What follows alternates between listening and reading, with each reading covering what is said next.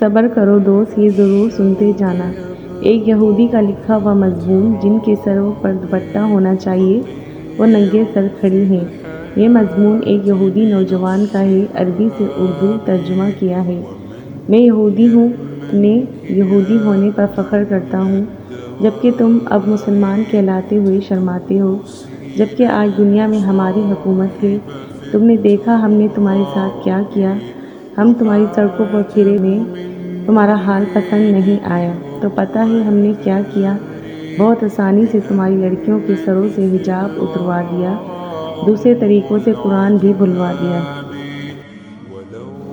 تم لوگوں کے پاس اپنا لباس بیچا، ابزاروں کو دیکھو، سارے عریاں لباس کی نمائش گاہ ہیں، اور تمہاری تہذیب کا لباس تمہارے بازاروں میں ڈھونڈنے سے نہیں ملتا۔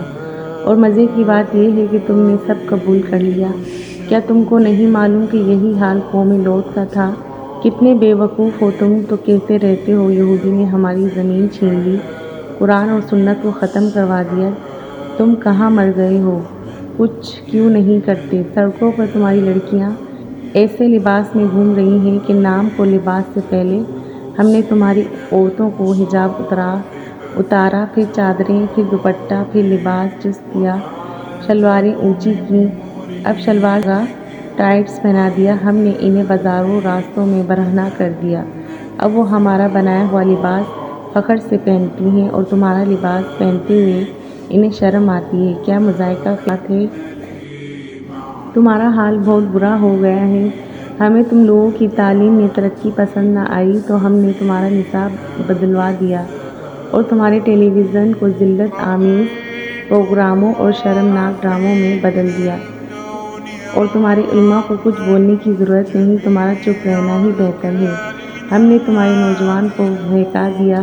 ایک دور تھا تم ایک پاکیزہ اور غالب امت تھے، آج تم ذلت کی تلوں میں اتر گئے ہو۔ بیچارے، ہم نے محسوس کیا تم لوگوں کی زبان عربی بہت خوبصورت ہے جس سے تم قرآن پڑھتے ہو، اور اہل جنت کو بھی یہی زبان ہوگی، تو ہم نے تمہاری زبان کو بے فائدہ اور فضول قرار دیا اور تم لوگوں نے فوراً یقین کر لیا، پھر تم دوسری زبانوں پر فخر کرنے لگے۔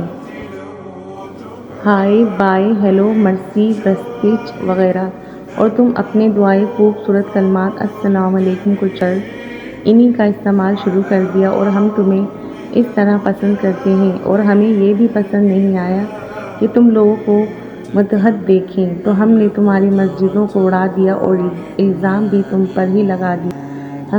اس سے تمہارے درمیان باہمی لڑائیاں شروع ہو گئیں۔ ہم نے تمہارے دین کا گہرائی سے مطالعہ کیا اور جھوٹے فتووں کے ذریعے تمہیں تمہاری راہ سے ہٹا دیا۔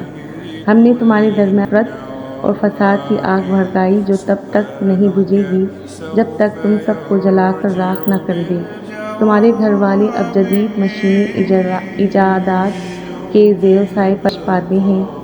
ہم نے طرح طرح کے کمپیوٹرائزڈ گیمز، موبائل فون ایجاد کی جن میں کھو کر تم قرآن کو بھول گئے، اپنے علماء کو بھول گئے، مسلمان سائنسدانوں اور ان کے کارناموں کو بھول گئے۔